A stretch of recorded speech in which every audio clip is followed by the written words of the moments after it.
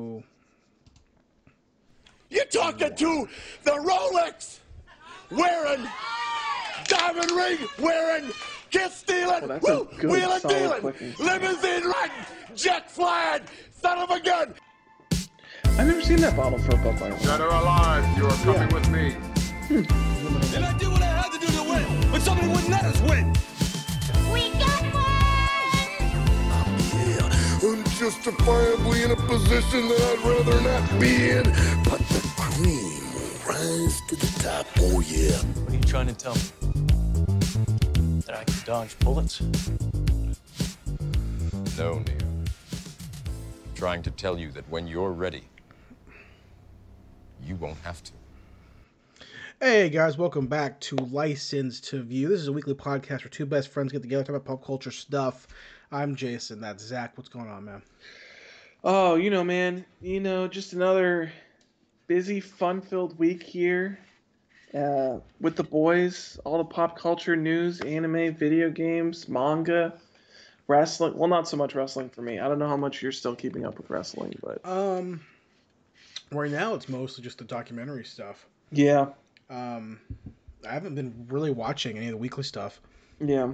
I saw what did I see last? Oh, yesterday or this morning, New Jack died. Oh, Who shit. was, ECW legend. I never liked him, but I remember the only reason I really know his name is because Dark Side of the Ring. Well, Super Eye Patch Wolf actually in his video on Heels, he talked about him, specifically his stuff in, I can't remember what circuit it was in. It was like the Appalachian Wrestling or something like that, where it's just like Smoky Mountain, probably. Smoky Mountain. That's what it was. Yeah. Where it was just like, it was all about Yeah, he was how he would intentionally antagonize the all white crowds, and then he also fucking stabbed the dude. So that was if you watch the Dark Side of the Ring episode about him, he's in it, and it's a really good episode. I never liked him. I never liked his work. I was also never a fan of ECW. Yeah. So that I never was exposed to him, like Tommy Dreamer, him, Sabu, RVD until he got to the only one I really knew WWE. from ECW was CM Punk, and even then that was later ECW. So yeah, I mean CM Punk's more of a Ring of Honor guy. yeah. So I knew him from ROH, but all the ECW guys, even Paulie, I only knew until when he got to WWE, when WWE absorbed them. Yeah. Obviously, a lot of the guys I love worked there for a little bit. Chris Jericho worked there for a little bit. Stone Cold worked there for a little bit. Brian Pillman, I think, worked there. I could be wrong. I don't think he did. Maybe he didn't. Eddie Guerrero did. So all these guys I know who I like worked there at some point. But I never latched on to the ECW guys because I don't care about stunts in that sense. I don't care. We talked last week. I don't care about Mick Foley. Yeah. I like the Dudleys, but I don't necessarily think they're the greatest wrestlers. Mm-hmm. So I like wrestling, right? And that's wrestling. I'm not gonna say it's not wrestling, but it's also okay, how can we see people take huge bumps off of this fucking awning onto a table and through a chair into barbed wire? I mean, it's in the name. They're trying to do the most extreme shit possible. So, and that's why I don't care about deathmatch wrestling, which is the same thing. I never cared about Jon Moxley before he became Dean Ambrose because I don't care about deathmatch wrestling. Not saying he can't do regular wrestling, but that's what he was kind of known for. mm-hmm. So, New Jack, him passing away, I think it was a heart attack. I mean, it sucks, obviously. Yeah. And if you watch the Dark Side of the Ring episode, they never explain if he was still in kayfabe. People were unsure if he was kayfabe in if he was actually a huge wrestling nerd, or if it was all people don't know. Maybe now in his passing, people will kind of I've seen people say both things. He was actually a huge wrestling geek and loved wrestling, and he was all into kayfabe. I've seen other people be no, he's actually just a crazy asshole. So who knows? You know what I mean? Yeah. It's hard to tell sometimes. I mean, it's it reminds me of, not to that extreme of New Jack, but I mean, it definitely reminds me of MJF has the similar type of thing where he's just yeah. Kayfabe for him is like always on. So Well, the thing with MJF is that we know it's kayfabe. yeah, You know, like we know it's a bit. yeah, that's the weird like meta part about it. Yeah, is that he's like it's almost like too obvious with him that it's a bit. So Yeah, we know it's a character, but with New Jack, it was like we don't know. yeah, It's like with Brian Pillman, like I talked about last week. You know, with Brian Pillman, people are like, I don't know. We have no idea. mm-hmm. And that could be because of it's the product of having social media and the internet. Mm-hmm. So your wrestling personas are, we can watch you, you know, at any points of your career. Yeah. Whereas like with New Jack, it's like there's years where we couldn't see him be crazy. That's it. That's literally just wrestling documentaries. Yeah. The A&E stuff last week, I think, was Booker T last week. I didn't watch it. Tomorrow, Shawn Michaels. Ooh, the Heartbreak Kid. I'm not a Shawn Michaels fan. A lot of my friends say he's the greatest of all time. I wouldn't say he's the greatest of all time, but I can I see like him why. a lot. I can see why people would say he's the greatest of all time. I understand it. Yeah. His in-ring performance is insane. Mm-hmm. Obviously, He's got some really good 5-star matches for sure. Yeah, I mean, I could see why people would say he's the greatest. I mean, if you asked me that question, I don't even know who I would say. Mm-hmm. I couldn't even give you an answer. I mean, I could give you an answer, but that's just off of bias, and like I know it's wrong, so like it doesn't. Well, what would you say? I mean, this is just my personal bias and like who I really love and like who I've always enjoyed like all of his matches, even though I know he has like down points, but like Randy Orton's up there for me. Sure. I think he's got some incredible 5-star matches and like the storylines that he's been able to put out through his career of like both sides, even though his babyface stuff I think is a lot weaker than his heel stuff for sure, but I think he's like one of the greatest for me.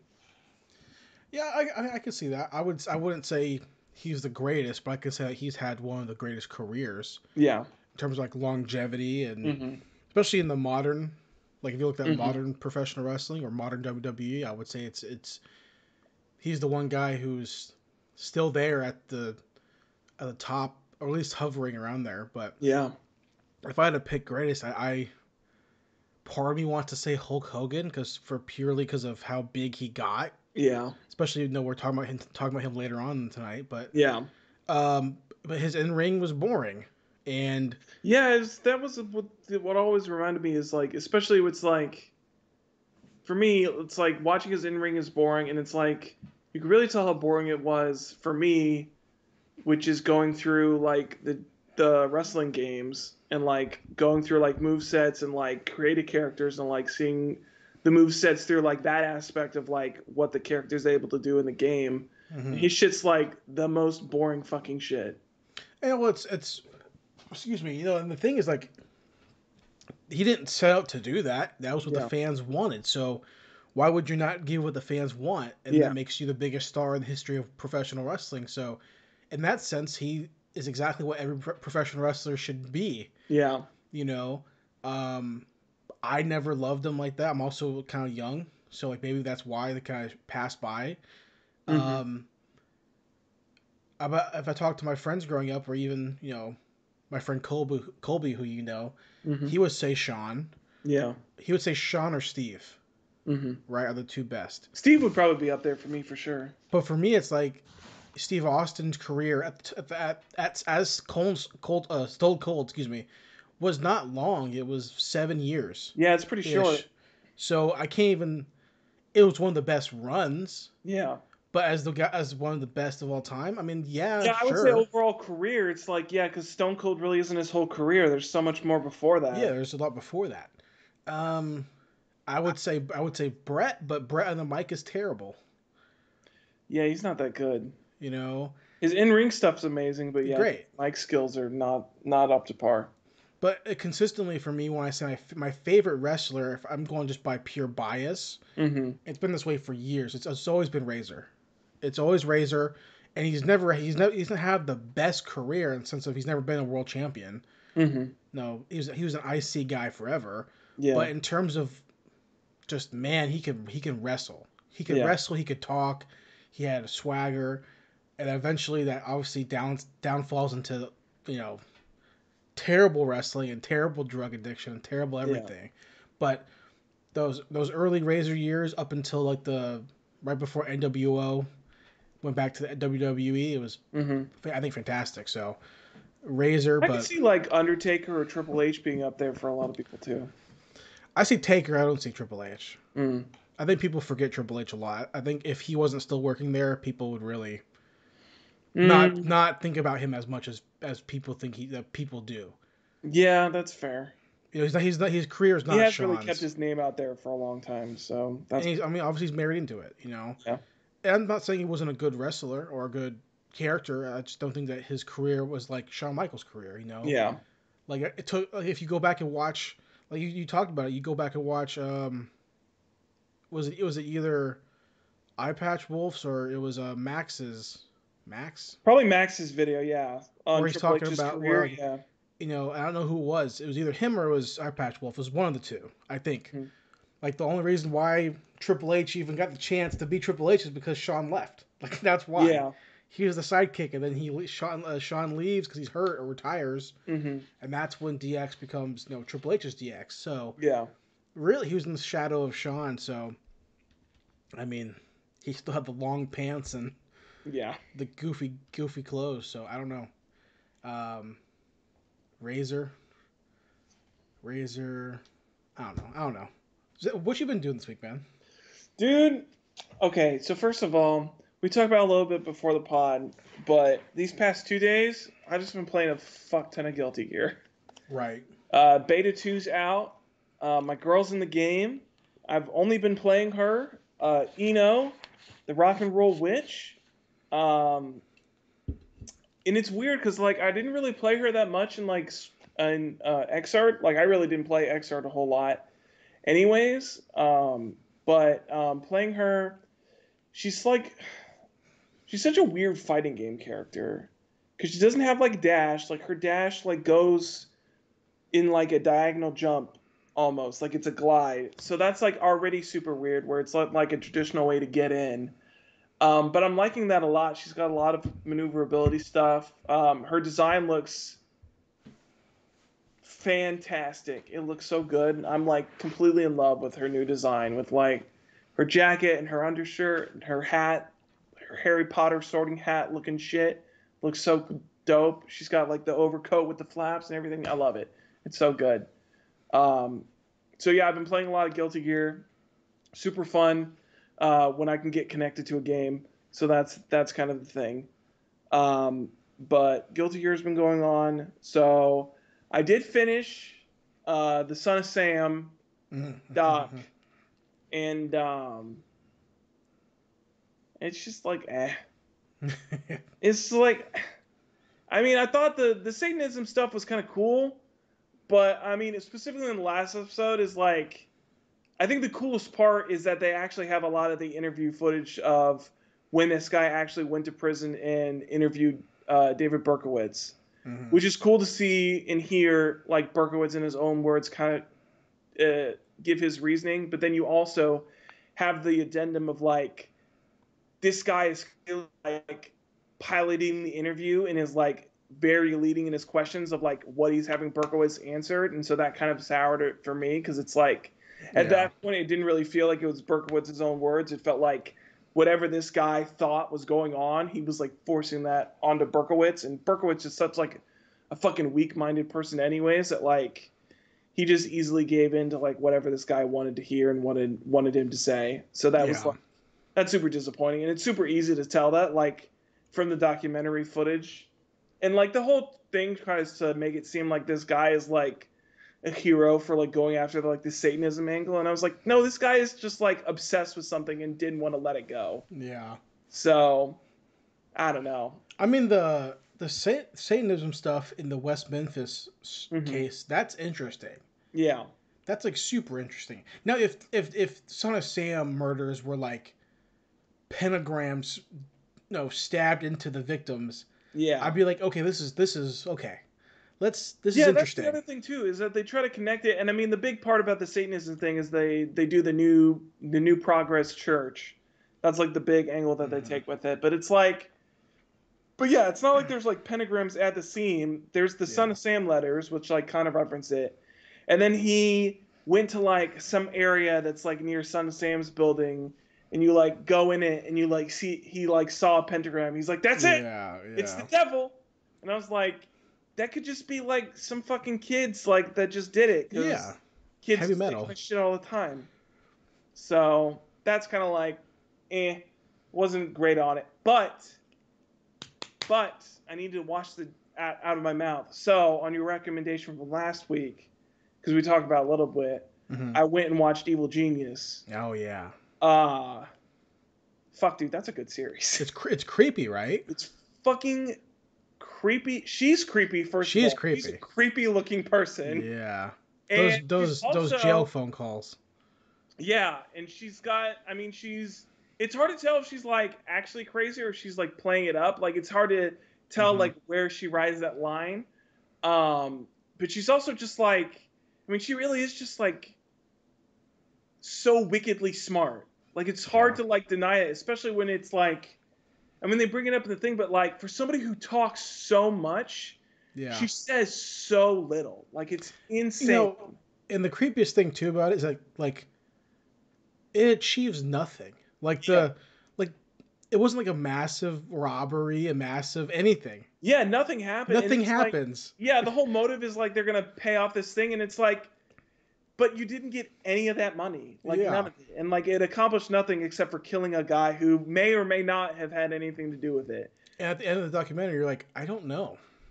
I kind of am leaning on the fact that he didn't know. I lean on the fact that he did know. I lean on the fact that he wasn't involved, and that they just told him that it wasn't real. Wasn't real, yeah. Because at first, because they in the first episode they like play up the fact, and like in the video you see him like he's being like very nonchalant, and then he freaks out. He like takes the sucker and everything, and he's like waiting in line, and it's like if I thought I had a bomb strapped to me, I would not be waiting in line for shit. I'd be like, look, I got a bomb strapped to me. You give me this fucking money right now. So that makes me feel like either he was involved or he didn't know. And when you get to the stuff later on, it really makes me think that like he just didn't think it was a real bomb. Well, when you see the footage of him like actually freaking out before he dies, it's like, it's I don't think really like when it starts beeping, he's like, oh fuck, this is a real bomb. Yeah. Also, I didn't really expect. I mean, the thing that shocked me in the whole thing is like they show the explosion, and I did not expect for them to show that. I was like, oh fuck. I told you. They actually showed him like fucking dying on screen. Yeah, I told you, dude. Intense.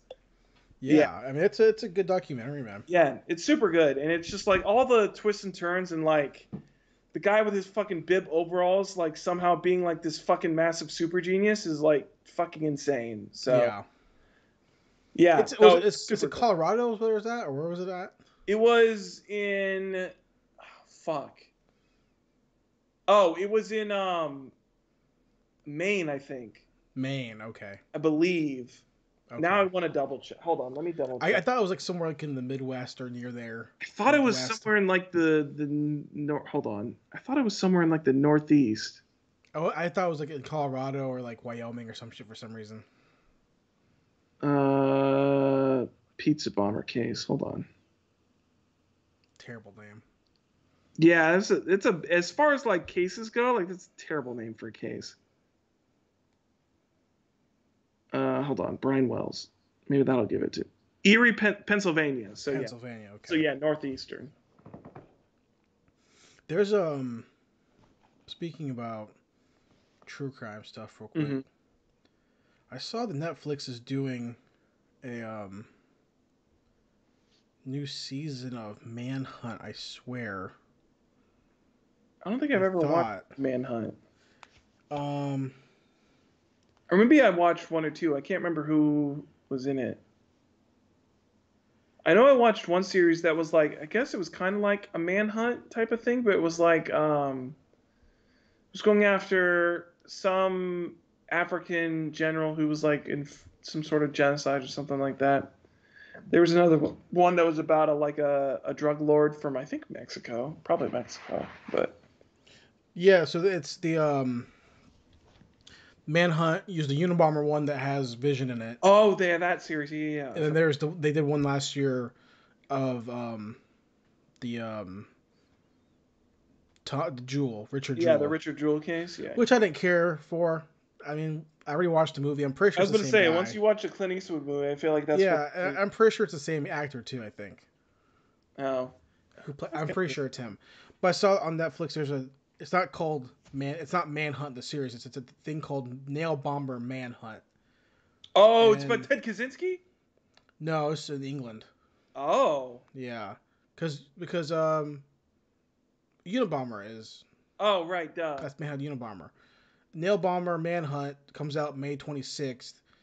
The description is this documentary. It's one movie. Mm-hmm. Examines the 1999 London bombings that targeted Black, Bangladeshi, and gay communities in the race to find the far right perpetrator. Huh. I mean, I'm not English. I'm not from England, obviously, so I have no idea anything about that. But I mean, I'll check it out. Obviously, that sounds pretty dope. So. Yeah. So I watched Evil Genius. That was good. Super solid watch. One of the other big things was that I went to the cinema and I watched the new Guy Ritchie movie, Wrath of Man. Right. That was it's a really solid movie. I enjoyed it quite a lot. It's weird because it's like it feels like a Guy Ritchie movie, and yet it doesn't feel like a Guy Ritchie movie. Like, well, it looks like an Antoine Fuqua movie. Yeah, the editing is not Guy Ritchie. Like, it's very like I actually like it a lot. It's very much like there's not a lot of like crazy camera movements. It's a lot of like third person perspective type of shots, and it really feels like, especially the open credits makes it feel like it's very much like a biblical, like, you know, angel of wrath type of thing is like Statham's character. And I think the cinematography for it really like plays into that aspect of like this inhuman force of like revenge that like Jason Statham is once his kid dies. I think the most Guy Ritchie thing about it is like specifically the storytelling with it, because it's got the Guy Ritchie thing specifically in like Snatch and like Lock, Stock, where it's like the story's segmented into parts, and each part is the different perspective on the events that happened in the story, and then you lead into the final part, which is like wrapping it all up through Jason Statham's perspective. But it definitely gave me like the Guy Ritchie vibes in that, of like the storytelling aspect. It was very similar to what happened in The Gentleman, his last movie that came out in like 2019, I think. Yeah, it's very similar storytelling wise to that, which is with the different perspective changes and like having the same events playing out through different people's point of view, and like how that changes what you're seeing on screen. So I thought the first trailer for it looked interesting. Yeah. And I remember watching the second trailer came out like a week or 2 weeks ago or something like that. I think so, yeah. And I remember I was watching the trailer and I was excited for it, but it looked like the least Guy Ritchie movie. Yeah, it's definitely like the least Guy Ritchie movie. It looked like it was like that and like King Arthur, or like the two like least Guy Ritchie-esque movies. It's better than King Arthur, I'll tell you that much. Do you know if it's on HBO or is it just in theaters? It's just in theaters. Yeah. Yeah, I'm not gonna see it for a while then. I'll watch it. But I still haven't even seen Gentleman. The Gentleman's a good movie. I liked it a lot. For me, you know, I fucking love me some Matthew McConaughey. So like, and he steals that movie. Colin Farrell steals that movie. Honestly, probably I think more than Matthew McConaughey does. But yeah, I love Guy Ritchie, but I don't. The trailer for the trailer, like I mentioned on the podcast, we talked about it. The trailer for that movie when it came out, I watched it and felt like it was a cheap movie to me. I didn't feel like the worlds merged enough in the trailer. This is from the trailer. Yeah. And I was like, okay, I don't care enough. Whereas this trailer for this, whatever it's called, what's it called? Wrath of Man. I'm like, okay, this is John Wick. Like, yeah. I'm cool with this. This is gonna be. I hope it's bloody. I don't know. Is it bloody? It's pretty bloody, yeah. Like, okay, cool. I'm cool with that. I like Statham. I like Guy Ritchie. Obviously, it has the guy from Manhunter in it. Cool. Yep. Or Mindhunter, excuse me. Okay, I'll watch it at some point. You know, I'm not gonna run out and see it probably. It's also got I don't know the actor's name. Burn Notice. He's in it. Oh, Michael Weston. Yeah, Michael Weston. Yeah. I forget He's his name. good at Michael something? No. I can't remember. James Donovan? No. No, not that. I can't remember his actual name. He's good though. He's good. He had a really cool show on Hulu that got canceled after 2 seasons. That really made me mad. It was called even his shows I can't remember. It's called like something about him and his family. They are mind readers, like tarot card readers, like gypsy, like kind of like fortune tellers. Huh. But they know it's fake, obviously, and they work for they work for like a mobster. Okay. Whatever, and they have their own little shop and they do it. Mm-hmm. And like it was like Breaking Bad, but the family happens to be like a family. It sounds like, I mean, I haven't watched it, but that sounds like similar to like Ozarks kind of. Yeah, but I think it's called Shut Eye. Maybe is what it's called. Interesting. But the logo was really cool. Obviously, I really like him because he's awesome in Burn Notice. Yeah, he's great. And he's great in Sicario. Is he in Sicario? Yeah, he plays one of the CIA guys. I need to watch Sicario one of these days. Yeah, he has a thick mustache and black rimmed glasses. You know, I actually think I saw... Because I think... I want to double check this before I say this. Because I think the person who wrote Wrath of Man, I think it was Taylor Sheridan. Didn't he just write the Angelina Jolie movie that came out this weekend too? I don't know if he wrote that one too. I think he wrote Wrath of Man though, because I think I saw his name, and I like double checked, and I was like, "Is that who I think it is?" And I was like, "Yeah, it is." Oh no, he didn't. What did he write then that I saw? I feel like I saw something. It's the Angelina Jolie movie for sure. Taylor Sheridan. For those who do you harm or whatever, those who wish you harm. Yeah, I want to watch that too because that actually kind of looks kind of cool. He wrote that, right, or directed it? I think he did. Hold on, writer. Oh, he wrote Without Remorse. That's what he wrote. He wrote Without Remorse? Yeah. That's terrible. And then, yeah, he wrote, Those Who Wish Me Dead. He wrote it or directed it or just wrote it? It's a screenplay by. So he did Those Who Wish Me Dead, and then he wrote the screenplay for... That's so annoying. Without Remorse. He wrote that Without Remorse. That's terrible. I was at... Honestly, I think I remember that, like, it's... the plot line for him in Without Remorse, it's like a very him plot line. Well, I mean, I was at lunch with my parents. Although not as smart as Wind River, which is like his best movie, but... I'll comment on that in a second. I still haven't seen Sicario, so for me, Wind River is the best movie. I was at lunch with my parents. My girlfriend and I were at lunch with my parents for... I don't remember. I don't know why. This like last weekend, we were there for something. Oh, Mother's Day. It was for Mother's Day. And we were just talking. My dad goes, "Hey, did you watch Without Remorse yet?" I go, "No, I haven't seen it yet." He goes, "Yeah, don't waste your time. Don't waste your time. It sucks." His response was, "They try to shoot." Is what he said. They try to shoehorn every group of people they could into the movie, and then they didn't focus on the story enough. Is what he said. Oh, like they just kept throwing characters in, like of different, like of political correct backgrounds. Oh. And he's coming. I thought he was going to say that they just try to shove every like political spy cliche in there. No, I think his response, his thing to me was, and he hates this. He's like, I think he's looking at it from a military perspective. Like, there's probably no way that Michael B. Jordan's boss would be that character. Yeah. In reality. Mm-hmm. So he's probably. I haven't seen it yet. I'm not gonna watch it. I have you saying that it was kind of whatever, and then I have my dad being like, "Don't watch it." So, I think that's all I need. Yeah. So yeah, his response was like, "Yeah, don't waste your time."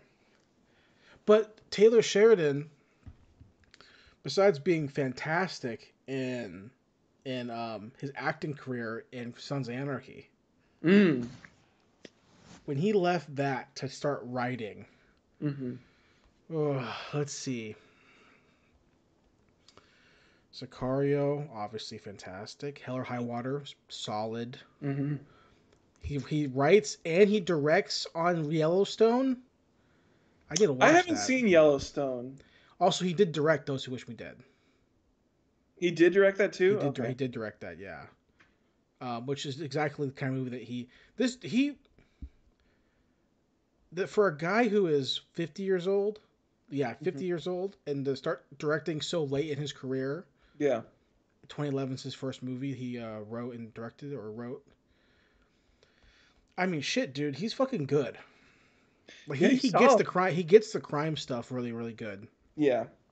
And I think that might be a problem with that Without Remorse, because that's more of like a military espionage type of thing, and that's not his strong suit. I mean, Sicario blends because Sicario's a government thing also, but it's also a law enforcement thing. Mm-hmm. You haven't seen either Sicario? No, I haven't seen either one because I wasn't gonna watch 2 until I'd seen 1, and I just haven't sat down to watch 1 yet. So, I'll probably watch that this week. So. Sicario 1 is they're a different kind of movies, right? Because the second one looked more like it was more like just like a gangster type of thing. Sicario 1 is like a dark, ethical crime movie where you follow Emily Blunt's character, who's fantastic in the movie. Yeah. And she works for the FBI SWAT team, and she's brought in to go to Mexico and like do these things. And you see Josh Brolin, and you see Del Toro, and you see Michael Weston, and then you find out that they don't work for the FBI. All that kind of stuff, right? Oh. And it becomes this big like ethical thing about the government and crime and law enforcement and gangs. Whereas number 2, it's like, hey, Del Toro, go fuck shit up. And it becomes a straight up like action movie. Okay. I like them both, but they're two different types of movies. Obviously, I like 2 more, but it's not a better movie. It's just for what you're into at the time. Gotcha. And it's a direct sequel too. It's not like it's 2 different timelines. It's a direct sequel. It just says there's no Emily Blunt, because I know Josh Brolin's in the second one too. Yeah. Yeah, Del Toro's the main character. Okay. And he's great in it. He's great. Yeah. So I think you would dig it, man. Yeah, I need to just sit down and watch it. I mean, for me, of the ones that I've watched, Wind River's still my favorite from him. It's such a good movie. I think it's the only one of his movies that I've seen twice. So. Okay. I mean, I enjoyed it. I have only seen it once though. Yeah. I think it's the cast that kind of keeps me away. No Renner for you? I don't want to see the girl. I don't want to see Avengers on the screen together. Yeah, because it is Scarlet Witch too. Yeah. Yeah, so I don't really care. But it's got that standoff scene is so fucking good. You know, you should watch is Blue Ruin. I wanted to watch that too because that guy also did Green Room too, right? Mm-hmm. Yeah, because that's the one with Anton Yelchin and Patrick Stewart reuniting from Star Trek. Yeah. We got Picard and what's his face? Chekhov. Yeah, but I liked Green Room significantly less than Blue Ruin. Okay. Blue Ruin is fucking awesome. That's supposed to be a trilogy, right? Like a color trilogy? Like there's supposed to be a third one, isn't there? I think so. I think it's already out. Is it? Okay. I think it's already out. But Blue Ruin I watched on a whim. I didn't even know anything that it was connected to that? Yeah. No, I saw it on Netflix. I had no idea. Jeremy Soliner is his name. Yeah, Hold the Dark he did, which is on Netflix. Mm-hmm. That's the one with the guy from that's the Batman. Yeah, Gordon. Yeah, Gordon guy. Rebel Ridge, he's making a new movie is coming out. With John Boyega and Don Johnson. Oh, Murder Party. Okay. Wait, I watched that movie of his. That movie sucked. I haven't seen that, but the next movie he did was Blue Ruin, and Blue Ruin is fantastic. Maybe Hold the Dark was his third one. I don't know. Green Room. I thought it was supposed to be like a trilogy, like a color trilogy or something like that. I don't know, but Blue Ruin is great. You should watch it because it's super slow burn. Yeah. And super suspenseful and a super great thriller. Okay. And I watched it on Netflix at like 2 a.m. randomly. Yeah. And I was watching it being like, man, this is like eating me alive. Like I'm sitting here like watching in the dark. It's not scary. I was just sitting in the dark being like, man, this dude knows how to build tension. Yeah. So it's a good movie. For sure. So the last thing is that I feel like I have to bring this up because I watched it and it fucking blew my mind how good this looked. So, the new season of My Hero Academia is out right now. Okay. It's about 8 episodes in, and most of it so far had been kind of like, it's not that bad. And then this episode dropped, and I'm about to send you a clip to the Sakuga that they used that started off this. I'm sending it to you through text because I don't know how to do it through Skype.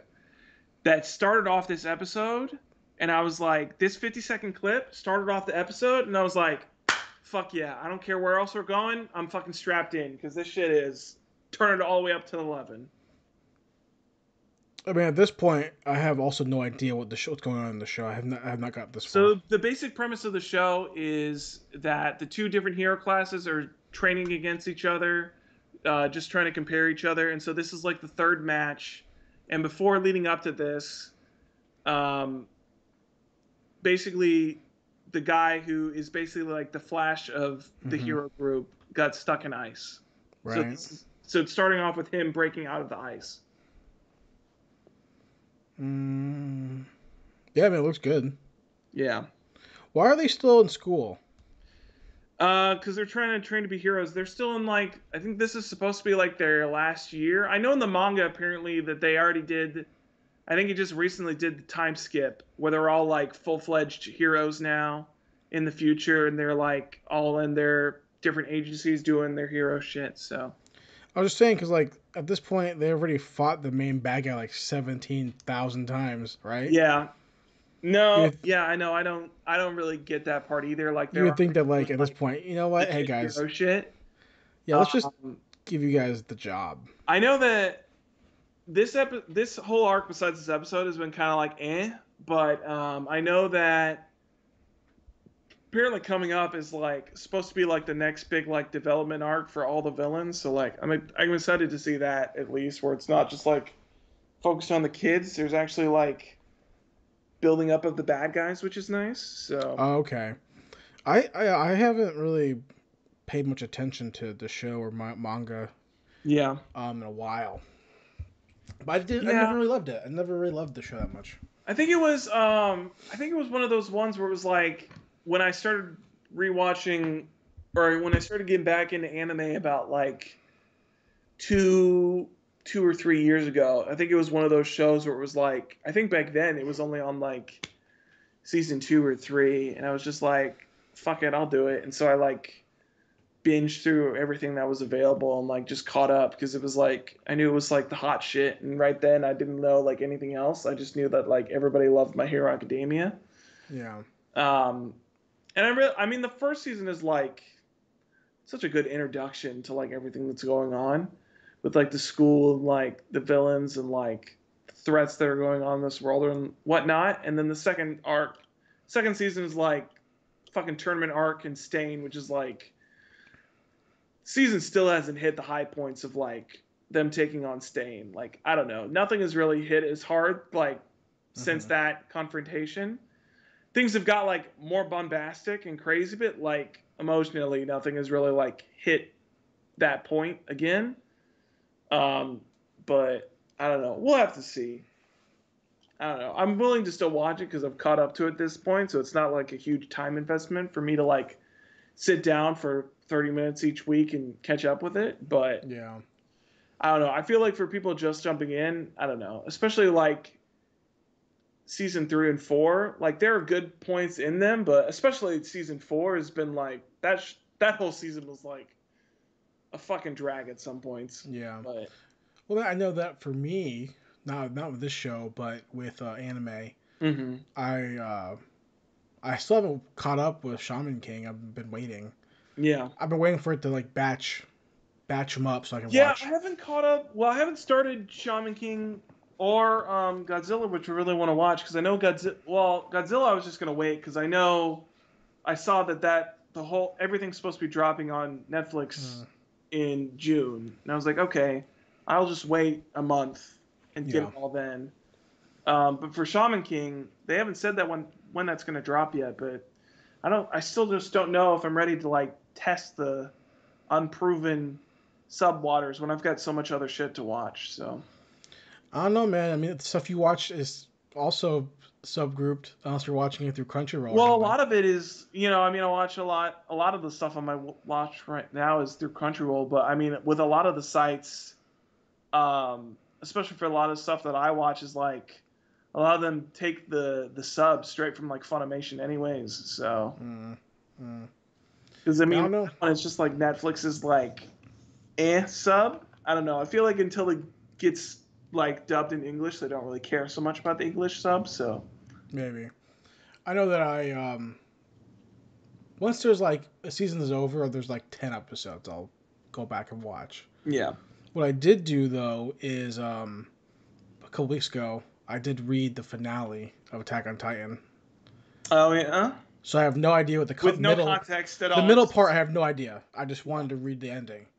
Up from where you left off, which was like somewhere in the middle of the season that just ended. So Where did the season end off at? The very last episode was Reiner and the other people from whatever country on the airboat facing down Eren as he almost got killed by the Jaw Titan. Okay, yeah, so before that. Okay. Yeah, I read the ending and I was like, this is an ending. And I thought, I heard okay. that's basically the sentiment that I heard from a lot of people after the ending came out. I was like, that's an ending. Yeah, it was an ending, and I was like, okay, I'm not gonna give a shit. I'm not gonna watch this season. Like, I'm not gonna give a fuck. Interesting. Because the ending, it was fine. And again, I have no context for however many chapters before that this takes place. But for the rest of the shit that I know that happens, I was like, it felt kind of. I'm not gonna spoil it for you, obviously, but yeah, it was like the mangaka was giving everyone happy endings, in a sense. Not objectively, but he was solving some stuff for some people and giving people happy endings, and I thought that shouldn't have happened. I think that the manga shouldn't end happy.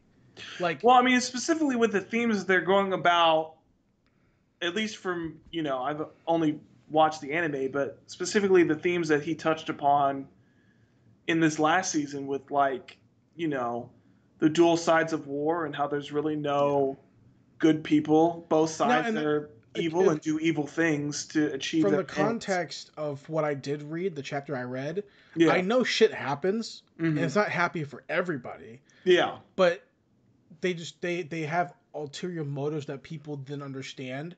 And I'm like, that's fine. I'm cool with that. But it felt like to me that the turn of Eren, this is all related to Eren, obviously. The Eren's turn, I would have loved it to just be like, just batshit crazy. Yeah. Right? Like, when I think about how Berserk's gonna end, because it ended, because it started so grim. Yeah. I have zero problem with an ending in a full color page panel of him high-fiving Casca. Him just being happy with Casca and their child. Because when I go on Reddit, and I'm not a huge Berserk fan, obviously, we talk about this, but every now and then I like Berserk now. Yeah. The chapters now more than the early shit. And I think it's usually the inverted. People like the early stuff because the early stuff is super duper grimdark and rapey, right? Whereas now it's a fucking fantasy. Like, now it's just a straight up fantasy shit. It's just a fantasy, right? Okay. With some darker element. If you go back and if you read the current shit, it's like, this is a fantasy fucking story. Guts has a fucking party. You know what I mean? Like, he's not by himself. He is like, he smiles and he has like fucking, witches. So it's like him in Band of Hawk, almost. Exactly, but like, without the dark ending that is coming when he's... I don't think that Miura is going to kill all of them. Right. I think that maybe someone's going to get hurt, maybe someone's going to die, obviously, but I think that ultimately the Guts' party now is going to succeed in whatever the goal is, and it's going to give Guts a happy ending. Yeah. Whatever that happy ending for Berserk is. Yeah. You know, whether that's him dying with by killing Griffith or whatever. I don't know. Saving Griffith somehow or some shit. Yeah. Yeah, but I don't think that it's gonna end with him like, you know, losing all his limbs and watching all his friends get burned alive. I don't think Well, that it's would not be gonna. so terrible because his life has sucked so much anyways. Yeah. That it's just like you just added shit on top of that. And you know, I'll be on Reddit and people will be like bummed about that. It's more of a fantasy now, more so than like a dark fantasy. And I'm like, fuck, I'm happier that it's that way. Yeah. Because he's never going to remove all the dark shit. It's just going to become less about because Guts is happy. Yeah. Like Casca has her memory back, all this kind of stuff, right? Mm-hmm. So like, my thinking is like, well, because the dude is 50 years old. Yeah. And he's fucking bummed out for 30 years drawing bummed out shit. Yeah. He wants to draw fantasy shit and to be happy. He wants to be happy. He wants to play his gotcha games, and he wants to not like be depressed like 24/7. It'd be different if Guts would like if he was like, okay, I'm gonna draw bloody action stuff because Guts has invincibility. Yeah. So Guts will never lose. That's different, right? Mm-hmm. But it's more like, hey, for 30 years, Guts can't win. Like, Yeah. Even if he kills one demon, he can't win, Yeah. right? So now he has the ability to survive more, and people are like, no. No. Guts needs to suffer forever, right? I need more monster. It's such an inverse relationship with main characters. We usually want them to succeed, and then in Berserk in particular, I'm sure there are other series that are like this. Berserk is the one that stands out to me where people are like, I want Guts to be It's the almost most like human being. these Berserk fans who think this way, Yeah. and it's not wrong. It's just a preference, right? Yeah. It's the same way that I feel about fantasy fans, like people who read like fantasy readers, who really like grimdark stuff, and will be like, "Oh, the series is getting less grimdark or less grim," and my response is like, "Why? Because there's less rape in it. Like, Yeah. like do you want more rape? Like, what do you want me to do? Like, there's no right answer to that question. Like, say yes, go ahead, please. Say yes to that. Say that yes to that, and that's weird. That's really weird. Yeah, it's very strange. And Berserk, like I'm fine that there's like a lot of like the, you know, torture-y stuff. That's okay, right? Yeah. Whatever. It's got its place. Yeah, it has its place. It creates a tone. It creates an environment for where you understand that the apostles are doing evil shit in the world. I get it. It also, it does a really good job of setting up your villains. But if the story was like, if this is the story uptick to the point where we get to where Berserk or Guts has a party now, we can like descend on that evil shit and go into a fantasy mode where we can have hope to win. Yeah. Right? Like you don't have to like be like darkness forever. Yeah. And I'm fine. And I like brutal shit. Right? But like you read Berserk and you're like, okay, dude. All right, man. It's 1993 and you just really, really want to like be Edgemaster, cool kid. Right? And it's like, I remember I would read it and be like, dude, come on, bro. And I mean, honestly, he succeeded. Yeah, well, so it's for your whole life. It's like, hey man, you like action manga? You don't know shit. Gotta read Berserk, dude. Gotta read Berserk, bro. I You know remember why? It's the edgiest shit ever because he's like an Edgemaster cool guy. It was like that, or like I remember being in high school, be like, you like Shonen, Jason? I'm like, yeah, Shonen's cool. I'm into that. Man, you don't know shit. You gotta read Gantz, bro. Gantz is the shit. I was like, okay, I'll check it out. I watched a scene of Gantz. I was like, yeah, I'm good. Yeah, I'm good. I'm good. This is not what I want. It's not what I want. I don't want this. These guys suck. These dudes die all the fucking time. Oh yeah, they're terrible. They die and they have like rape. They rape people and shit. Like, what's up with this shit, dude? I don't care. Yeah, I don't get that. You know, like if it serves a purpose to the story. Like I remember when I was rereading some of Berserk recently, and I actively skipped over like the Casca scene. Because I'm like, it doesn't serve anything. Yeah, I don't really. I mean, I guess it kind of serves with the weird pseudo fetus thing that like. Yeah, but ultimately, I'm like, what the fuck purpose does this serve besides like retroactively he can be like, Okay, cool. I wrote this shit so I can make it into something in the future. Like that's 2020 vision looking back. Yeah. But like a year after, you can be like, yeah, I fucked up hit that character. Yeah. You can just fucking like you can just kill her. Like you can just do that. Yeah. You know what I mean? Like it just didn't make sense to me. I don't know. Maybe I'm not just a prude when it comes to like, sexual assault scenes. No, I mean I get where you're coming from with that. I mean it's just like It's only anime too, bro. It's only anime. This is an anime favorite thing. I don't know. I feel like there are like Cinemax and HBO type of shows that like definitely lean into like the sexual assault shit a lot more. I can't think of current shit, and when I do think of current shit, it's all like off the wall art house, like Serbian film. It's definitely more shit. mainstream in Japan. I'll give you that. Yeah. You know what I mean? Like you go pick up a magazine of a seinen manga, and it's like this week, this month in seinen monthly whatever. 5 girls get fucking, aliens. And it's like, dude, what the hell are we doing? What are we doing? Yeah. But then again, also, it's the same culture that goes, like, same comic book culture where it's like, 15 girls all love one nerdy guy, and he will never talk to any of them. He doesn't even know any of them exist. They live together. They're actually step-siblings. Actually, they're cousins. I remember there's one anime that our friend But not watched. blood related. Yeah. There's an anime that our friend watched. I can't remember what it was called. It was like a rom-com dramedy / like slice of life drama. That's my shit. I remember it was like one was like there's like twins in it, and they love each other, and they like leave their town because they're in love, but they're twins. I actually don't think I've ever heard of this. And I remember being like, I thought you were just gonna give me another Kiss Sis mention out of no. it. I remember thought you were trying to trick me like you did last time. I don't know if it was our friend. I remember seeing it. I remember being like, why the fuck would anyone write this? Who the fuck writes this shit but weirdos? Yeah, I don't know. I prefer like Fruits Basket. I'm okay with that. That's fine. That's that good fucking shit, dude. That shit almost made me fucking cry again this week, dude. I can't deal with that shit. It's too emotional for me. Oh, Mondays are bad days for me now. You're still watching it? Huh? You're still watching it?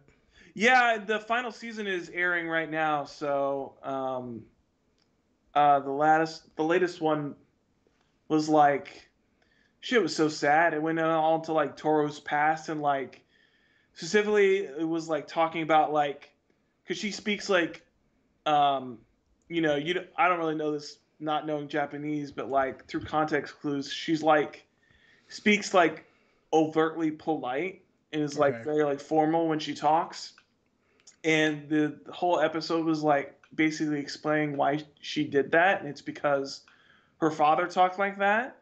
And her father died when she was a kid, and her mother became like super depressed after that happened. Yeah. And she basically tried to talk like her dad did so that her mom like wouldn't be as depressed and like wouldn't like try to kill herself and leave her like all alone. And I was like, this is too fucking sad. Like they had a scene where she's like practicing trying to talk polite as she like stares at like the suit that her father, like the only suit of her father that's like left in the house. And I was like, this is not PG content. Yeah. I can't do this right now. It was intense. Yeah, I don't watch anime like that. I don't really watch anything besides what I watch. We've been through this before. Yeah, I try, man. I actively try. I think it's definitely, especially since like I got back into it a couple of years ago, I've like been branching out my tastes a lot more with like what I try to watch. Like specifically for me, like Fruits Basket, like before when I used to watch it, I would never have given this show the time of day. Like just like a straight up like romance drama, like nah, dude, give me some fucking swords or like some harem shit. Because I was a fucking teenager kid. Yeah. But now it's like, nah, dude, give me like that fucking adult drama. Give me that shit. I love that. Yeah, I can't. Give me something that's gonna make me fucking cry on my couch by myself. Hell yeah. I don't have any of that for me, but like you give me like kids playing baseball and they're at the interleague and they lose the final game. Oh boy. Fucking dude, I can't wait for this I'll give you tears. Nine Dragon manga to be adapted. I'll fucking watch a shit out of that. I'll give you tears. Dude, fucking Burning Comedy, dude. I'm telling you, man, you should catch on that shit. They had their first scrimmage match ended it was a 2-episode scrimmage match. That was good character development, good arcs, good teamwork between the 5 of them. The main guy actually had developed his inner burning passion for the game and like why he's gonna go forward and actually like give a fuck about what he's doing. And I was like, hell yeah, this is a good fucking sports anime. Hell yeah. Well, do you have anything else on your list? No, that was it. That was my main stuff. Kind of stuff that I didn't mean to talk about. No, you're fine. I was trying to piggyback off something you said about how you would not have watched this type of show when you were younger. Yeah. And that's me in these Korean variety shows, bro. Like I am. Oh yeah. I am still watching this variety show called Running Man. Okay. It's like all my free time is watching this fucking show. and I wanted to add now because I talked about it 2 weeks ago, where I was only like 10 episodes in, and they changed the show, like the game of the show, like every 3 episodes. So like whatever I said the show was in that first episode or 2 episodes. It ain't that no more. It's very different. Every episode they have like a different type of game, and it's all based around like the one I just watched. They still travel around to different locations around Korea, South Korea, and do these games, and they bring on guests from actors to musicians, whatever. They still do that, but like the one that I loved a lot was they were at a location. I can't remember what the location was, but they all join up to the front of the location to do the opening bit. This is like episode like 40 something or whatever. So I'm on 50 something now, 50, 51. And they're like, okay, the guest is inside. They've been playing a game where there's a guest inside, and the guest is doing a mission. They have to go find like an item, and the item will have the name of 2 people from the cast. And if they find that card, then those cast members are out. So you have to find that person before they find all of the cast member items. And they'll bring in like 200 people into like a venue to like walk around. They'll have like masks on or clothes or hats, and I guess we'll be running around while the cast members running around trying to find each other. Right? So it's hide and seek, but whatever. Interesting. So they'll do that for a bunch of games, bunch of times. And for one episode, the producers of the show who are all sitting there in front of them, like, yeah, go inside, find the guest before they find you. And they're like, okay, cool, gotcha. And they have name tags on their back and all this kind of stuff, right? So they can pull off the name tag. So they go inside, and one of the cast members is pulled away into a secret room, or finds a secret room with one of the producers of the show. He goes, okay, here's your mission. He gives him a cue card and a water gun. He goes, there is no guest. Your job is to spray on your teammate's back with the water gun and don't let them find out you did it. Right? So, also, while they're finding these guests, the main cast members will put a bell on their shoe so the guests who are hiding or they can hear the bell and they'll run away. Okay. So they took off the guy's bell from his shoe. So now he has no bell. He has a water gun. And he has to go around and spray everyone. And for the whole episode, he's like pretending there's a guest, pretending there's people around, trying to get people to walk into an area, and he'll spray them in the back so their name tag changes color and they get out. And he's trying to do it all sneakily. So it's like they're changing the game a ton, and it's like super fun. I just watched one earlier today where it was like one guest, and they had to go to they would go to like a bookstore, right? And there was like 5 locations of this bookstore or whatever, or 3 locations of this bookstore across the city. And there's one guest, and then one spy. He would call up and pick one of the cast members to be his spy inside the team.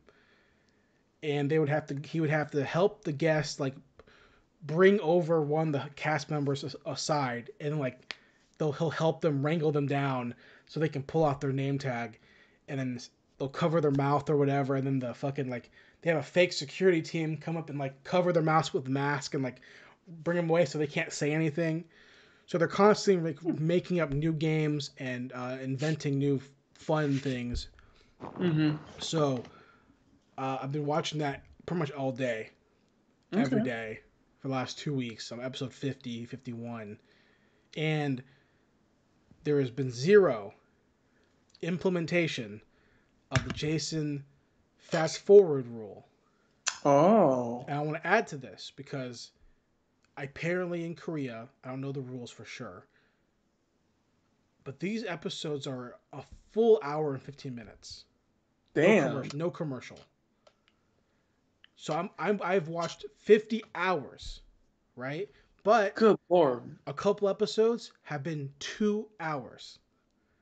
So you probably watched like 55 some hours. Hours of this show. There's no filler. Jesus.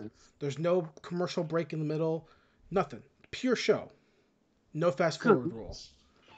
So I've been enjoying it a ton. And this is something that I would never have watched before. Even now, I'm surprised I even like it. Just the fact that it's so... There's no, like, stakes. You know, I mentioned it a couple weeks ago when I first talked about, like, even if the fucking people lose, okay, next episode. Yeah. You might win this time, every time that the teams change. So, what did happen, though, the original cast, one of the guys left. Ooh. And they did a big episode. It's always a for bummer, man, when the people you like known and spend so much time with just decide to leave for some reason. I mean, at this point, I spent 40 hours with these guys. You know, and in real life time, it was 10 months. Yeah. Right? And this is 10 years ago, obviously. This is an old-ass episode. But now, it was so funny, right? Because I don't know who these people are, any of them. So he's now like the biggest actor in Korea, the guy who leaves. Oh. If you turn on Netflix and you see that show called like Vincenzo. Oh, yeah. Show, he's the main guy in that show. Oh, that's the guy? He's the guy who leaves Running Man, yeah. Interesting. Because So, I did want to watch that. I mean, that's like fucking lawyers and mobsters and all that shit. Right. And I'm gonna watch it at some point because I know him now. I have a connection to the guy from this one season that he was in. Mm-hmm. So, I've been watching that. I've been enjoying that. I'm gonna watch some more of that later. Interesting. Then I watched a Hong Kong movie called Cold War. Okay. From 2012, has a big cast in it. Aaron Kwok, all these really famous Hong Kong actors. It's about it's a crime movie, police crime movie, about these 5 cops in Hong Kong who get kidnapped, and it's about how the management and the superintendent, kind of, and the police chief, and how they're attacking the case to find these officers. And it's a really good movie. Really well rated. It's good. I love it, but it's a fun movie. It's a slow burn. A lot of talking. Not really a lot of policing. Not a lot of like gun action. A lot of politicking. A lot of talking. I was going to say, was it a lot of investigating or a lot of politicking? So it's a lot. More so politicking. But it's a decent movie. So I'd never seen it before, so I want to check it out. So that's Cold War. Last thing I did, Night at the Museum. I watched that. The first one? The first one. Ben Stiller? Mm-hmm. And Robin Williams. Robin Williams, Owen Wilson, Alan Partridge, maybe? As the Roman? Yeah. I think so. I've seen the first 2. I only saw I've seen the first one a bunch. I've seen the second one a little bit. I'd never seen them until my girlfriend wanted to watch them one day, and that's the first time I saw them. But we watched it again last night. The first one. One's a fun movie. It was fun. I enjoyed it. It has, what's her name in it? From Spy Kids. She plays the mom in Spy Kids. Oh yeah. I can't remember her name. She plays the professor teacher in this one. Yeah, she plays his. Is it? I thought she played his ex-wife. Who plays his ex-wife? Some other lady. The girl from 24. I don't know her name. She played. Yeah. Then the Spy Kids mom. She plays the like the tour guide for the museum. Yeah, tour guide who's like studying Sacagawea. And then you get freaking what's his name? Mary Poppins guy is like the main bad guy, which is fun. Dick Van Dyke. Dick Van Dyke. Yeah. Yeah. Dick Van Dyke. Owen Wilson. Robin Williams, Rami Malek, isn't it? Who's he playing? He plays the mummy. Oh, yeah, he does. Yeah, plays the mummy. I enjoyed it, man. The second movie's better though. Is it? The second movie I has can't like, remember the Amy second Adams. movie that much. I just remember that Amelia Earhart's in it because they go to the Smithsonian Museum of Aerospace. Yeah, Amy Adams. It's all in DC. Because it's all in DC anyways, but Yeah, I like that one more. But I mean, they're fun. It was a fun time. That's the one where it's got the bad guy is the Simpsons guy, right? I can't remember his name. Hank Azaria. Hank Hank Azaria. Azaria. The I bad can't guy? remember his name. I don't remember. Is it? I can't remember if he's the Pharaoh or not. Maybe. Night at the Museum 2. Night at the Museum 2. Let's see. Let's see who plays the bad guy. Hank Azaria? Is his name? I don't know his name. Oh, no, Steve Coogan plays the other Steve Roman. Coogan. That's what it was. He plays the Roman. Let's see here. Yeah, it is Hank Azaria, yeah. Okay. So he plays Abe Lincoln in The Thinker. Watch that, enjoy that, and that's it. That's all I've been doing. I started rewatching the Rush documentary from 2010, but Where's that at? It's on Netflix right now. Oh, is it? Okay. Yeah, it's by Banger Films, and I'm a big fan of Banger Films. They're Sam Dunn is the guy who runs that company. They did a really great docuseries when we were kids called Headbanger, a metal journey, which was about him traveling the world talking about heavy metal. He did a sequel series on VH1 called Metal Evolution, like 5 years later, where every episode they break down a genre of metal, and that's a really great series too. Okay. They have a YouTube channel called Banger TV where they do heavy metal reviews. I'm a big fan of it. And then they did the ZZ Top documentary, which was decent. They did Rush, which is good, and they did something else. I don't know what else they did. They make documentaries about music for most of the time. So the Rush it's a good documentary. I've seen it before. I just felt like rewatching it because I saw a clip on YouTube. I was like, oh, I'll watch that again. I'm a big fan of Rush, so I might check that out because I haven't seen. I mean, I'm a big fan of Rush, but I never heard that there was a documentary about him. So that's pretty dope. Yeah, it's on Netflix right now. It's like from 2010. It's a good documentary. This is obviously they're all in it. I'm trying to think. That's all I've been doing. So I can't. Nothing else right now. Well, Jason, that sounds like it's time for us then to get into our main topic of the episode. Yeah, man. Which is wrapping up our sequence on the Three Ninjas with the 1998 Three Ninjas High Noon at Mega Mountain. Jason, what were your thoughts about this movie? Recent reviewing or as a kid? Let's go as a kid to recent. Okay. How did your opinion change? As a kid, I really, really liked this movie a lot. Yeah. I've mentioned last week that it wasn't my favorite as a kid. I still think Kickback was my favorite, but this was still on heavy rotation along with one and Kickback.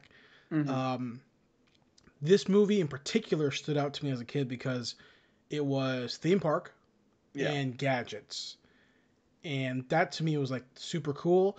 But then also the opening sequence was like, fucking like, they're going. The opening sequence is pretty good. Yeah, they're gonna tackle like a fucking ninja obstacle course. Yes. Yeah.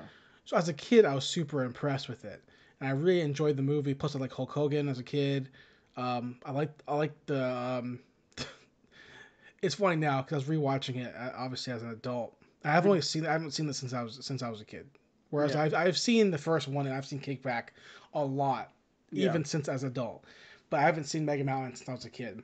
The amount of musical cues that I remember still from a kid, the fucking Dave Dragon song was locked away in my fucking brain. That shit is a Power Rangers ripoff. Until I fucking heard it and my body just fucking did it automatically. Just fucking did it. The Dave Dragon song, the move-in sequence where the girl moves in next door. And then As a immediately kid, runs a helicopter into their fucking dude, home. as a kid, that felt so natural to me. As an adult, it is so shit. It's so forced, and it's also the thing that stood out to me first watching that was I didn't recognize until I watched this movie again that there was a stereotypical way to dress if you were not a Tomboy? feminine girl in the 90s. Uh-huh. And it was exactly how this girl dressed, which Yeah. was denim. You got Flannel. a button-up shirt that you wrap around your waist, and you've got a plain tee on top, and you've got a hat that is always turned backwards to show a little bit of your hair coming out the front. Yep. That, or we give you an oversized flannel. That too, which she did not have. Her flannel was around her waist, so. But I love that scene because I remember as a kid being like, "Man, that helicopter is so cool." And when they cut to the fucking like control pad, I almost lost it for how shit that looked. It looks so fucking It bad. looks terrible. It also doesn't make any sense where it's like, I think from the context of the movie, is like she's controlling it with the dial on the side. Yeah. For a helicopter that has omnidirectional movement, that makes no fucking sense. I do want to preface this too, just by chance, because the guy who plays Colt in this movie is active on the internet. He's active on TikTok. He's a big following on TikTok. Is it the same Cole? He's the only one that looked kind of similar. Like No. Tum The whole cast is different, except for the parents. Tum Tum and Rocky are clearly different. Yeah, Colt's He's the different only one too. that kind of still looked like the original Cole. No, he looks nothing like the original, dude. He looks closer than the other two.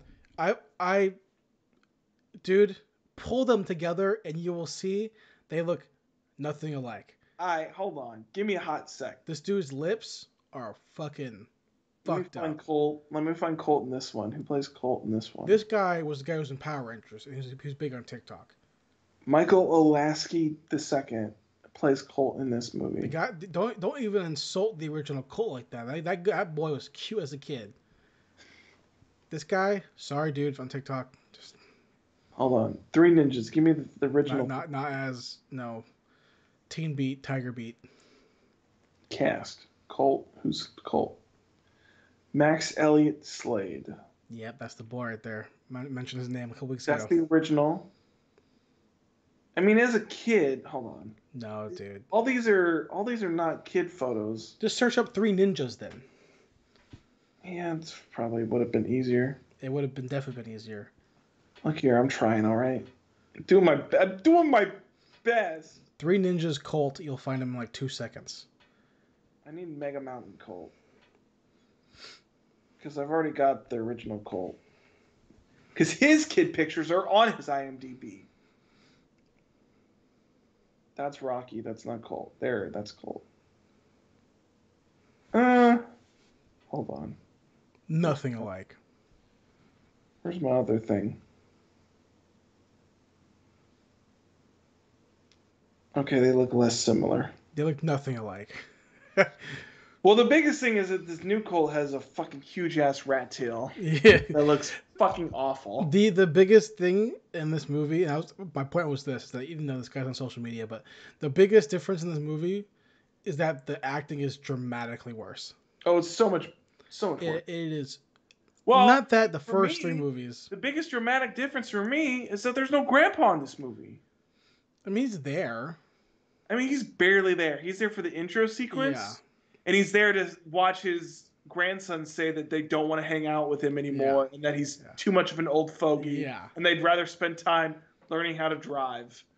I like that, but they can bring back the parents, but they can't bring back the other kids. Yeah, that was the other thing too. Well, I think the mom's different, but yeah, it's the mom's same the same. dad.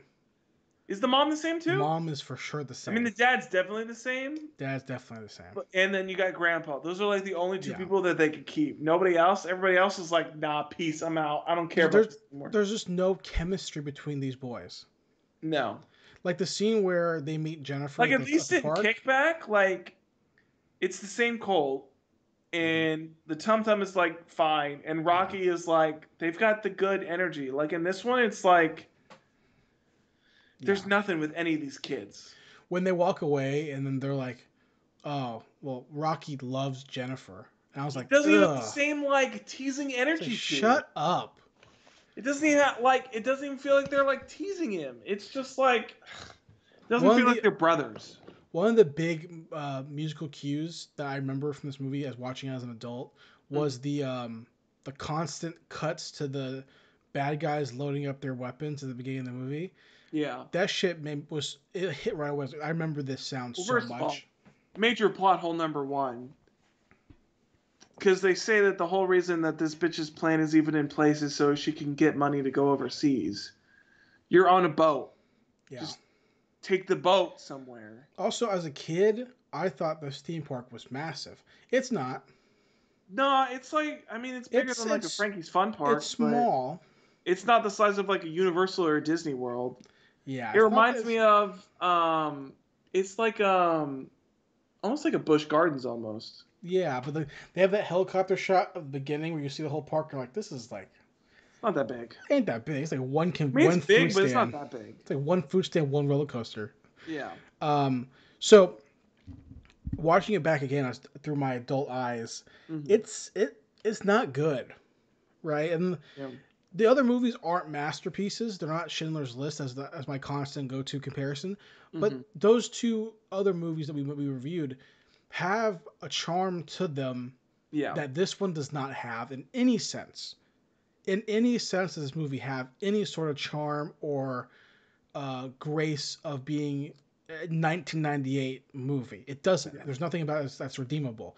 It is just boring, and acting is bad, and the lines are bad, and some of the action's okay. It's decent. Choreography's not terrible. Like when they're fighting with the cowboys and stuff like that. That choreography is okay. That choreography's good. I don't mind the choreography. This also has the worst iteration of the 3 stooge henchmen. They're the worst. I hated those guys so much. Yeah. I mean, they nothing compares to the guys from the first movie, and they're not as good as the hard rockers from the second movie. And I didn't even like them that much. But at least they had like something going for them. These guys are just boobs. Like they're just nothing. Oh, but Jennifer sucks. Yeah, she's not good. The villain's bad. That shit is like some weird like Saturday cartoon villain shit. Like it's just not good. Hulk Hogan, I don't care. He's like, I mean, he's fine. I mean, he's better than the kids. But I love when they show his stage show, and it's clearly not him. Yeah. And then he just does a punch and then smoke, and then he's by himself in the Dave Dragon costume. Yeah. How do you do that live, bro? How'd you do that? That's a live. That wasn't TV. That was a live show. How'd you? Yeah, do that? I don't even know how he stripped apart so fast. Like that's not possible. But that song is so good though. That's just a catchy. The song. Dragon song is that's good. Go Dave Dragon, go Dave Dragon. I mean, it's really just a Power Rangers ripoff, but it's so good. Yeah. The gadgets weren't as cool as I thought they would be as a kid. Gadgets, they also, I mean, I think it's the thing that you brought up, which is like, you remember it for the gadgets, but like, they don't even use the gadgets that much. Yeah, no. Like, Colt throws like a playing card outside of like the initial, like, oh, this is what the playing cards can do. Yeah. He throws like one playing card, and then Rocky uses the yo-yo once, because it's also... The bad part about that is that they made a gadget that is basically a killing machine, but you can't use it to kill somebody because it's a kid's movie. So he basically uses it once to trip up the bad guy while he's fighting him on the coaster, and that's really the only time he uses it. Yeah. And then Tum Tum throws a bunch of smoke bombs. But, like, that's not a gadget because it's a ninja tool. We've seen them use smoke bombs before. Best scene in the movie is the cowboy fight. Yeah, Rocky's like, I gotta find my brothers. And he hops over the fence. Yeah. Proceeds to do 2 backflips. And then land facing away still. Then turn around to face the bad guy. And then start fighting the bad guy. Yeah. Hey, why do the backflips? Because I'm a ninja, Jason. Just don't do that. Because I'm a ninja. Don't do that, you know. They also had the thing where it was like... I thought they weren't going to do it for a second at first. Because... specifically the thing I remember from each of the first two movies that we watched is that the training scenes with Grandpa have a specific purpose, like story purpose later on. Specifically, the stuff where they have the dummy and they have like the big henchman that they have to take down using the pressure points that they learn from the dummy, which is also no dummy. So that's X right there. Dummy didn't come out because they also didn't have a big henchman, which they kind of did, but he was a dumb fuck that didn't do anything. So that is pointless. So there's no big dummy that they have. There's no big henchman that they have to like team up to take down. But I also thought that the whole training scene with Grandpa was going to be kind of pointless because it ended up being like they have to like figure out how to do stuff in the dark, and like that kind of comes back a little bit, but like I don't know. They could have done that without training anyways. I don't know. It felt like the Grandpa scene was like kind of pointless, which makes me sad because like Grandpa's the best part. I love Grandpa. And it's also because like this dude clearly ramped up his budget for ninja training. Yeah. There's like fire and like he's got fire. He's got automation. He's got so many pitching machines that he can use tennis balls at Colt so he can nunchuck them. Automated things that go in reverse when it's dark. He just also he bought so many ladders that they can use to climb up. Why cut the power cable? Yeah, that didn't make any sense. You have to replace that. Just unplug it. You gotta buy a whole new cable, man. Just flip the switch. Why use the sword to like fucking cut it? It's so stupid. He's like, oh, if they pass this clear, I'm never gonna use this again. So you know, and nothing of the movie holds up. No, not really. The other two movies are so much better. I'll tell you what doesn't hold up. Really? The dad's mustache. Let me tell you. He looks so old in this movie too. He looks super old. You can see the gray in the mustache. I was like, damn, dude. Homie gotta shave that shit off. I can't imagine for like 6, 7 years he's like, yeah, I have to do these movies like once. This is my life. I got 4 of these movies. Ninja movies. Every couple of years he's like he'll do the first couple movies back to back. And then there's a couple year gap, and he's like, all right, it's 3 years, I'm going to go do some small stuff. Get a call from his agent, hey, we got that Three Ninjas movie. He's like, fuck. Hey, they're making a 3rd sequel. Oh, they're doing a 4th now. I thought we were done with that. I got to come do a cameo. Left? Why can't I leave? Yeah, come do agent, that's why. Come do a couple hours shoot to pretend like I know these fucking kids. The plot is so boring. Yeah, the villain is boring. It's not like, I don't know. At least in the second one, it was like, that was like a whole treasure hunt thing. Plus you had like the ninja stuff. Also, we kind of skipped the 3rd movie, so maybe that's answered there. But like, Rocky had his whole thing. First of all, no Rocky glasses, so that's, what the fuck is up with that? He had Harry Potter glasses. Also, what happens in Ninja Girl? He had like a whole thing going on, but now she's just disappeared. He's got this fucking boring ass blonde chick that he has to save. Also, he's got like the bullies are like his friends now apparently. Yeah, what the fuck, dude? 2 kids that are just making fun of him the whole time. I know, fucking bullshit. Yeah. He became one of the assholes, bro. Yeah. I have nothing positive to say about this movie. Yeah, I mean, it's like I was thinking about it as I was watching it, which is. I mean, this definitely revises my ratings where it's like, I mean, 2's the best, 1's second. I haven't watched the last one, so for that one, default for me is 4th, but this one is like at the bottom of the list. So. Well, to me, it's the bottom of the list, and even though I've seen all of them, Knuckle Up is inherently 3 because it still has the cast from the first movie. So that alone is better chemistry than this shit chemistry. Yeah. But Kickback is still the number 1. But the first movie is like right there. Because they're 2 different movies. You know what I mean? Mm-hmm. One's Home Alone with ninjas. One's a ninja adventure movie. So one's basically Kid Indiana Jones with ninjas. Yeah. So I have nothing else to say about this shit movie. I can't even find things to say except for like everything about it is terrible. None of it holds up. It's not all bad. The acting's bad. Not very enjoyable. The villains suck. Yeah. They're like cartoon villains. It's just like not good. And to me, this movie represents the really rough patch of, hey, we're moving into the 2000s. Yeah, this was not a good period for kid movies. The fashion was bad. The music was bad. Yeah. everything was bad. So The technology was bad. The special effects were bad. Yeah, I completely agree. So I have nothing else to say. Yeah. About Three Ninjas. Also her terrible hacking. Hold on, we gotta talk about her. Oh, okay. Go ahead. Where she's just like, hold on. This is hacking. I'm just gonna press a bunch of random keys and hope this looks good. That's everything, though, bro. Yeah, but I mean, I don't know. I feel like a lot of other things hide it better. Like, I don't know. If you're gonna do like random hacking, don't show me her just pressing random shit on the keyboard that doesn't make any fucking sense. Well, you should go watch Hackers, and we'll come back and see what looks better. I should go watch Hackers or this. Zach, any other final thoughts, dude, about Mega Mountain? Don't watch it. Save your money, save your time, save whatever you got to save. Don't watch this movie. You know what you should watch? Just watch Three Ninjas 2. I don't remember what it's called, but watch Three Ninjas. Kickback. Watch Kickback. Yeah, completely agree. Better movie, more enjoyable.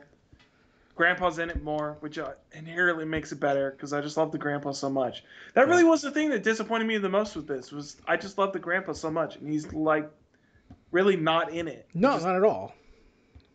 Outside of the intro scene, he's not in it, which is very... Yeah, literally everything they said about he was worried about came true.